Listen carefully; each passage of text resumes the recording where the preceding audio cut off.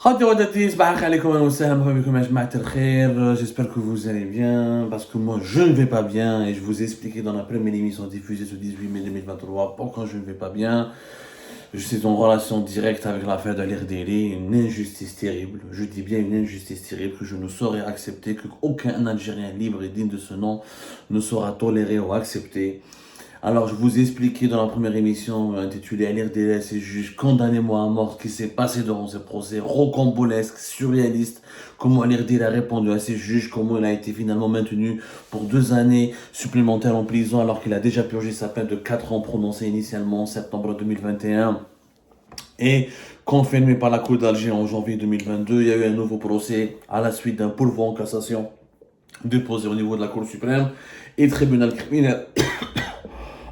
Le tribunal criminel près de la Côte d'Alger a donc décidé de rejuger à 1 mois. Le timing a été bien choisi, un timing cruel, à 1 mois, jour pour jour, avant la libération définitive de l'RDL. Il a été rejugé de façon, encore une fois, expéditive pour ensuite être condamné à 2 années de prison supplémentaire, 6 ans au total, prononcé à 2h30 du matin, le 17 mai, par le tribunal criminel d'appel près de la Cour d'Alger.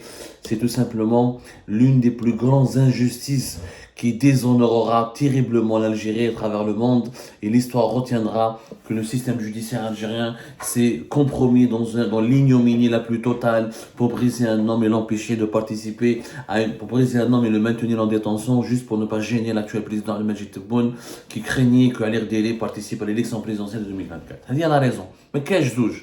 L'image c'est qu'il est vraiment complice. Il n'y a pas.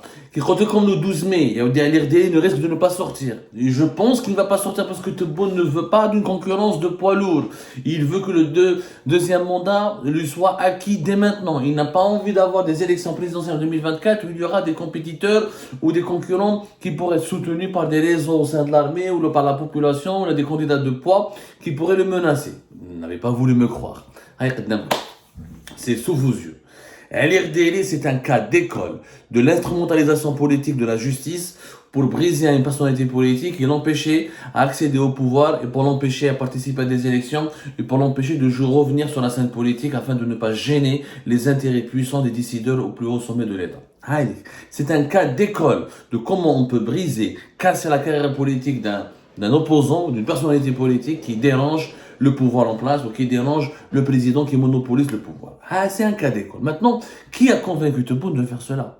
Parce qu'il faut être vraiment cruel. Il faut vraiment être d'ailleurs cruel et idiot. Parce que là, Tebboune démontre que c'est un dictateur, il veut faire son 2e mandat et par la force. Mais allez, Tebboune veut faire son 2e mandat. Accepte des élections libres. Des opposants se présentent, des anciens du système ou des opposants, tu les affrontes dans une compétition électorale libre, indépendante et transparente. Et si le peuple choisit librement Abdelmadjid Tebboune, c'est les Algériens et les Algériens se mobilisent massivement lors d'une élection à la régulière, sans fraude, toute transparence, avec une compétition de programme et des débats contradictoires. Si Tebboune remporte cette élection, il rien à à ce moment, la Mamara, il a eu des ambitions présidentielles, dernier remaniement gouvernemental en mars 2023, il a été limogé. l'RDL, il a commencé à afficher, l'RDL, Tebboune et son entourage savent pertinemment qu'il s'il sort de prison, il va pas se taire, c'est un homme qui a un dur à cuire, il va refaire de la politique, il va vouloir participer, s'engager pour l'avenir de son pays. Ils l'ont brisé, ils l'ont maintenu en prison.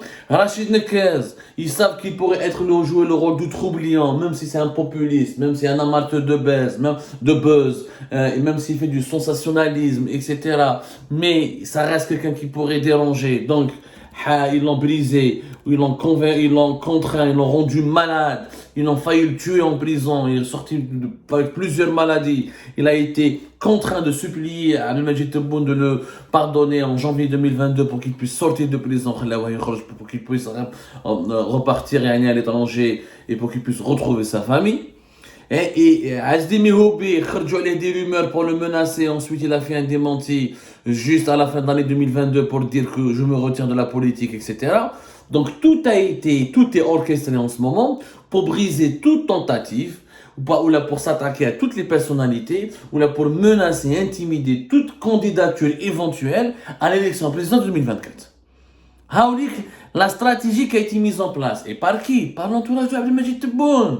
C'est l'entourage d'Abdelmajid Tebboune. Il m'a appelé comme S, donc on a appelé comme le monsieur qui est à l'origine, je dis bien le monsieur, qui est à l'origine de cette stratégie de la terreur, de cette stratégie comment dirais-je, de cette stratégie de la terreur, tout simplement. C'est Boualem. C'est le conseiller de Abdelmajid Tebboune, c'est le maître du palais présidentiel d'El Mouradia, le nouveau Saïd Bouteflika de la nouvelle Algérie. Cet homme obscur, profondément méchant et maléfique, qui a demandé à Tebboune et qui a convaincu Tebboune de maintenir Al-Irdéli en prison. Parce que l'entourage de Al-Irdéli, il a fait des pieds et des mains pour rassurer Abdelmajid Tebboune, battu des correspondances, battu des émissaires, battu des messagers, pour lui dire ne vous inquiétez pas, Al-Irdéli ne veut pas faire de la politique, il veut rester chez lui à la maison, il veut juste retrouver ses parents et ses enfants. Ils ont voulu faire comme Rachid Nekez, sauf que Al-Irdéli n'était pas Rachid Nekez, ou Al-Irdéli dès le départ, en sortant de prison, il n'a jamais donné un engagement par écrit ou la oral, mais il ne fera pas de la politique. Ce sont les membres de sa famille qui ont voulu activer, qui ont voulu demander, les voilà, Rachid Nekez n'a rien fait, je sais pas quoi. Mais pourtant, en plus, c'est que le général Tawfiq en 2022, il est intervenu personnellement. Je dis bien le général Tawfiq, l'emblématique général Tawfiq, ex-patron du DRS pendant 1990 jusqu'à 2015, l'un des symboles du système militaire et du régime algérien, l'un des symboles forts du